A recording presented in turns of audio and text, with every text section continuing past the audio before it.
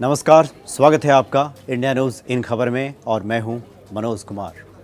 Article 370 हटाए जाने के बाद पाकिस्तान इस कदर बौखलाया हुआ है कि उसके नेता अब अनाप शनाप बयान देने लगे हैं। पाकिस्तान के मंत्री शेख रशीद हैं, उन्होंने तो बिल्कुल अब ये कह दिया है कि युद्ध होगा भारत और पाकिस्तान के बीच, और वो भी परमाणु युद्ध, और उन्होंने इसके लिए तारीख भी निर्धारित कर दी है। कह दिया उन्होंने कि अक्टूबर और नवंबर के महीने में भारत और पाकिस्तान के बीच परमाणु युद्ध देखने को मिल सकता है। ये शेख रशीद ने ये बातें कह दी हैं। हालांकि इसे गिदर भभकी कहा जा सकता है, बंदर घुड़की समझा जा सकता है, क्योंकि ऐसी परिस्थिति है नहीं। और परमाणु बम बना लेना और बात होती है, परमाणु युद्ध लड़ना बिल्कुल दूसरी बात होती है।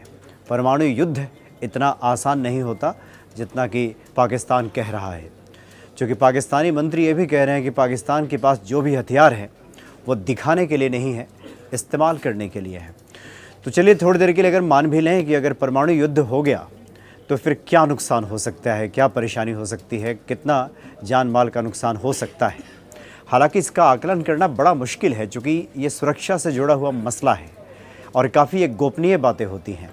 लेकिन फिर भी international physician for prevention of nuclear war, इसकी बातों को अगर देखा जाए, अगर समझा जाए कि क्या नुकसान हो सकता है, तो international physician for prevention of nuclear war इसने कहा है कि अगर परमाणु युद्ध होता है भारत और पाकिस्तान के बीच में, तो भारत और पाकिस्तान के पास जो परमाणु बम है उसका वज़न लगभग 14 केजी टन है। 14 टन का एक बम है।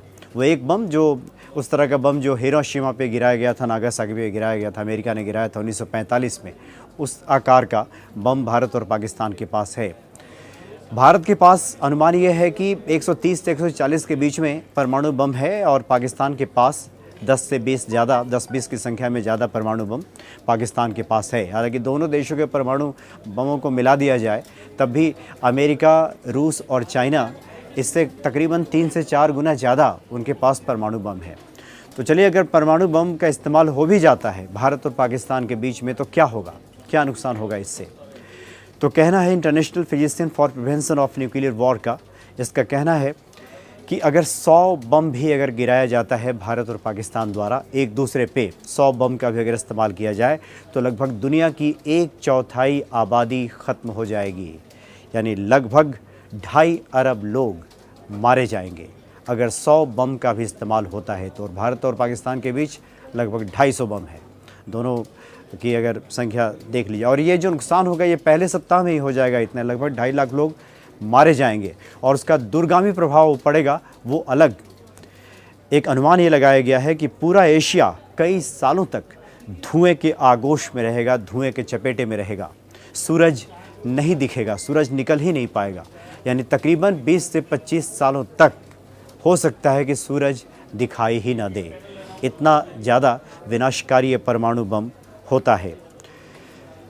और क्या नुकसान हो सकता है अगर ये हमला हुआ तो जलवायु बदल जाएगी, जो मौसम है वो पूरी तरह से मौसम का मिजाज बदल जाएगा, जो फसल चक्र है उस पर असर पड़ेगा, और इसकी वजह से आने वाले 20 से 25 सालों में जो लोग बचेंगे भी वो भूखों मर जाएंगे, क्योंकि जलवायु परिवर्तन हो जाएगा, फसल चक्र बदल जाएगा। गेहूं और धान की जो खेती होती है जिन मौसम में और जिस अनुकूल मौसम की आवश्यकता होती है, उस मौसम में परिवर्तन आ जाएगा, और जिससे ये नुकसान होगा।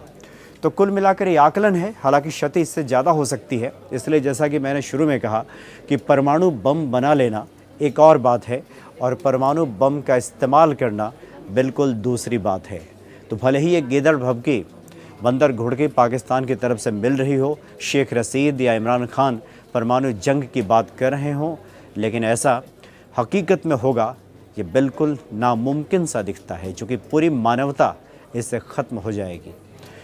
तो ये सूरत हाल है, क्योंकि पाकिस्तान को पता है कि सीधे लड़ाई में वो भारत का मुकाबला नहीं कर सकता, सैन्य शक्ति में वो काफ़ी पिछड़ा हुआ है।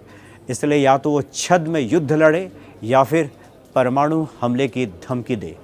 पाकिस्तान के पास ये दो ही विकल्प हैं, इसलिए पाकिस्तान लगातार परमाणु युद्ध की धमकी देता रहा है। लेकिन ये धमकी देना और बात है, और उसको हकीकत में ढालना, अमल में लाना और बात है। फिलहाल इतना ही। नमस्कार। इन खबर चैनल को सब्सक्राइब करें और बेल आइकन दबाना ना भूलें।